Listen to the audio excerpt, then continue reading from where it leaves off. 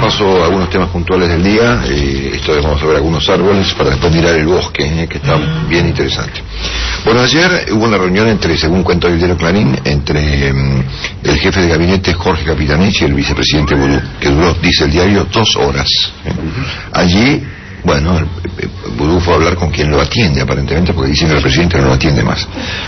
No lo sé. En total que de esta reunión surgió la posibilidad de un pedido de licencia, que hoy sostiene esta información que publica Leonardo Míndez en el diario Clarín de esta mañana. Al mismo tiempo, Boudou terminó suspendiendo lo que él mismo, Boudou, pidió, esto es la ampliación de la indagatoria para el día de hoy, que no va a ir, pero los diarios y los comentaristas suponen que viene un ataque directo al juez en la Cámara, con algún argumento que ya se trasciende esta mañana, en el sentido de que Boudou dice que el juez no lo quiere escuchar. Yo diría que, a ver, la sociedad también debiera escuchar a Boudou, ¿no? Por ahí, en una de esas. Bueno, después tenemos al PJ, que ayer planteó la perspectiva del linchamiento mediático respecto del tema de Boudou. Y acá yo les pregunto a los señores de la comisión directiva del justicialismo, o del Consejo Nacional, para ser preciso, a ver, ¿qué suponen? Que un vicepresidente que esté procesado por la justicia por afanarse una empresa que fabrica billetes no va a hacer noticia. A ver, ¿me pueden definir qué quiere decir linchamiento mediático? O sea, ¿qué quiere decir linchamiento mediático? A ver, en todos los países del mundo, por ejemplo en Francia, con el expresidente Sarkozy, o en Brasil con los despidos que hizo Dilma de los corruptos que heredó de Lula, o en cuanto país del mundo donde ocurre un episodio de estos, es noticia, ¿sí, Willy? Pero en España con el rey. En España con el rey, sí, imagínate. Bueno, de hecho, hoy mismo es noticia el cuñado de la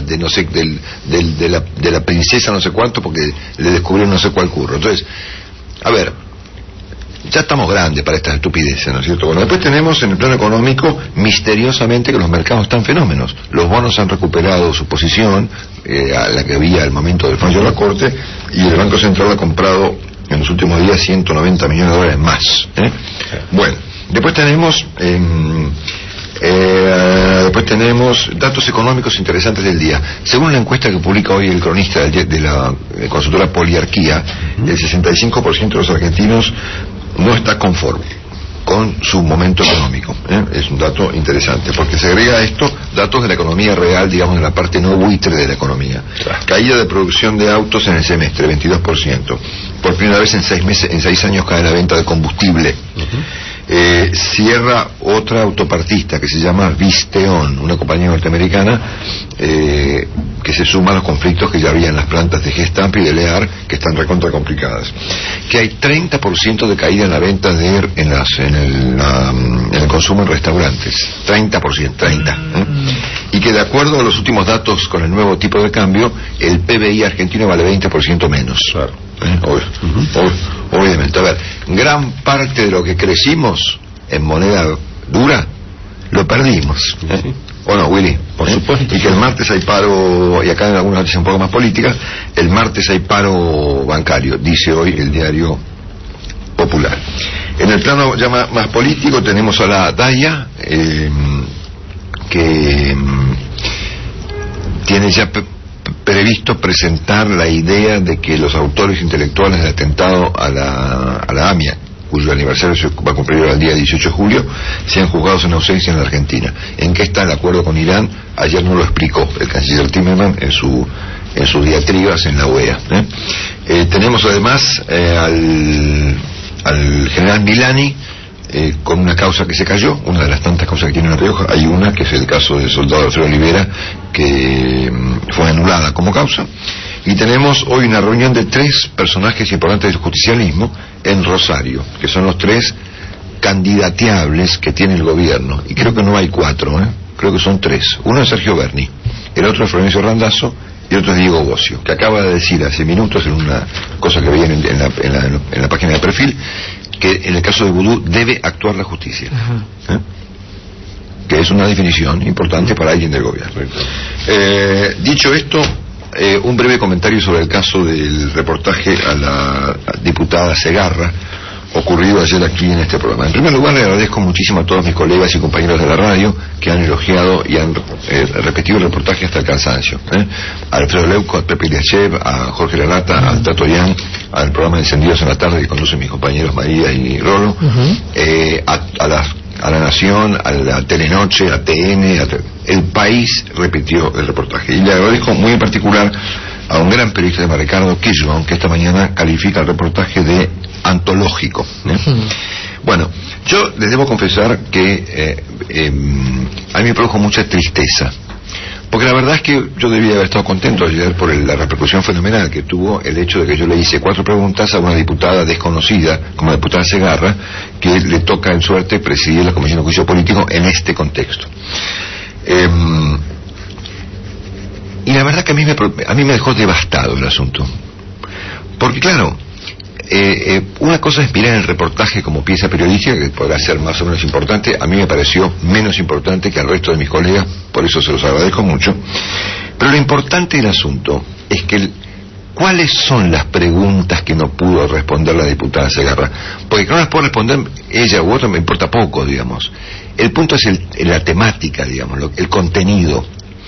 Claro, impresionó mucho el silencio de la diputada, su modo de esquivar el asunto bajo el argumento de que tenía un reportaje de otra radio, y eso que dijo. Pero el asunto está en que hay un agujero negro entre que All Fund compra Chicone a juicio del fallo del juez Lijo, propiedad del vicepresidente Vudú, y el momento de su estatización. Ese periodo de tiempo es muy complicado, porque el Estado contrató con la compañía que a juicio del juez era propiedad del vicepresidente, y de hecho se la estatizó en las propias narices del vicepresidente, en una sesión escandalosa del Senado, presidida por el propio dueño de la empresa que estaba siendo estatizada. ¿Entendés? Entonces acá está lo antológico del asunto, ¿no? Y esta pregunta no la puede responder ni la diputada Segarra, ni las puede responder la presidenta de la República, ¿no es cierto? Este es el problema que tenemos acá. Entonces lo de Segarra es una anécdota, O sea, ni Segarra, ni el bloque completo de diputados del justicialismo, ni los senadores que votaron, ni el propio Poder Ejecutivo pueden responder esta pregunta. ¿Qué pasó en el medio? Porque ahí, en tanto y en cuanto el juez Lijo puede sostener y se puede probar efectivamente que Vudú era el dueño, el Estado contrató con la empresa del vicepresidente billetes, documentos, boletas electorales, impresión de moneda, y después cuando sale de pelote se estatiza la compañía en una sesión que preside el propio vicepresidente Vudú. Increíble. Creo que, a ver, no da ni por una película italiana, ¿no? Bueno, nada, así que en cualquier caso yo agradezco mucho los elogios, que los he recibido y todos, y la enorme cantidad de mensajes que recibí ayer como consecuencia de lo impactante del reportaje. Pero a mí personalmente me dejó muy triste y casi devastado, porque era una cosa realmente muy penosa el espectáculo que este programa tuvo la oportunidad de ofrecer ayer con el reportaje de la diputada Segarra.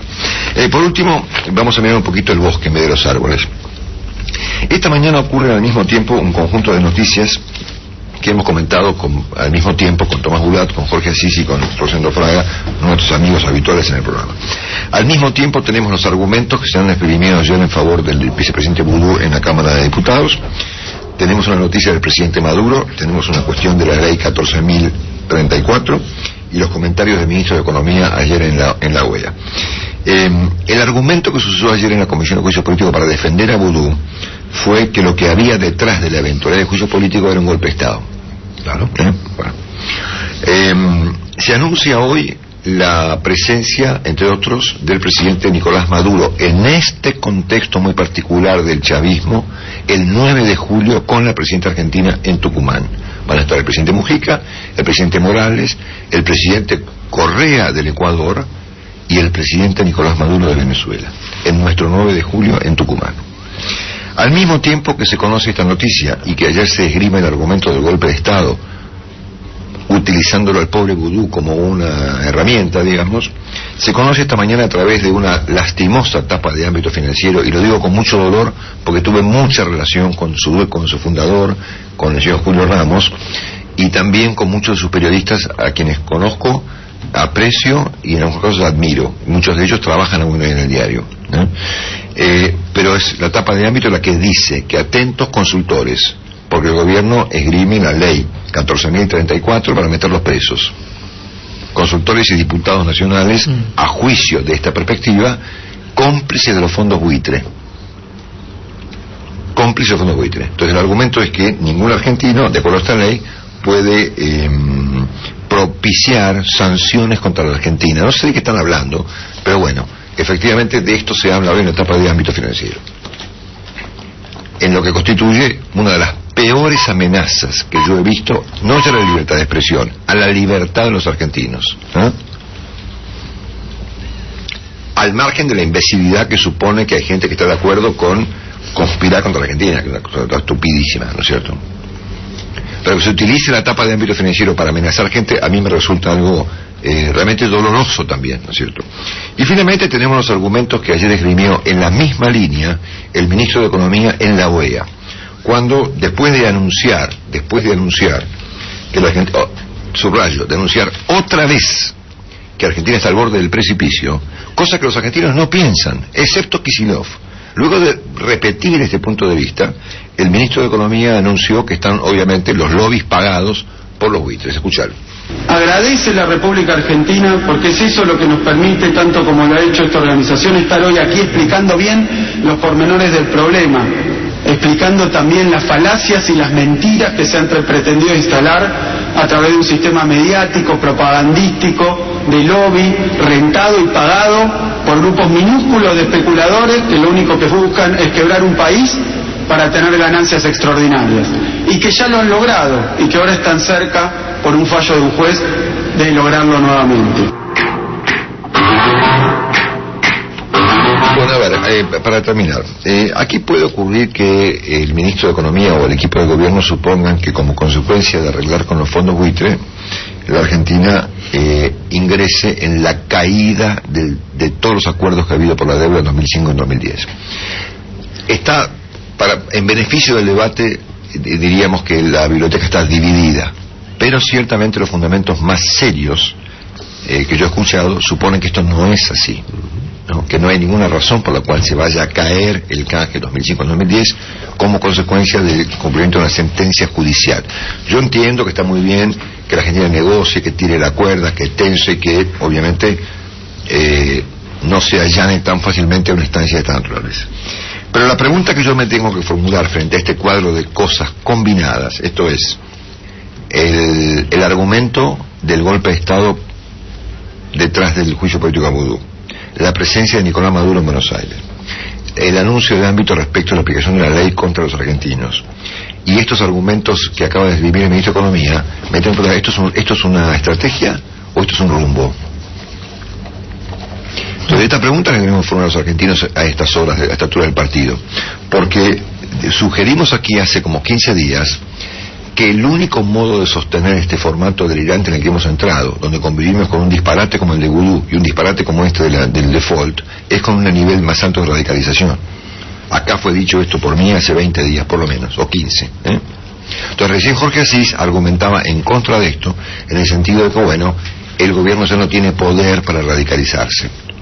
Y yo diría, a ver, tal vez la historia demuestra que las cosas más delirantes y horrorosas pueden ocurrir justamente cuando los gobiernos carecen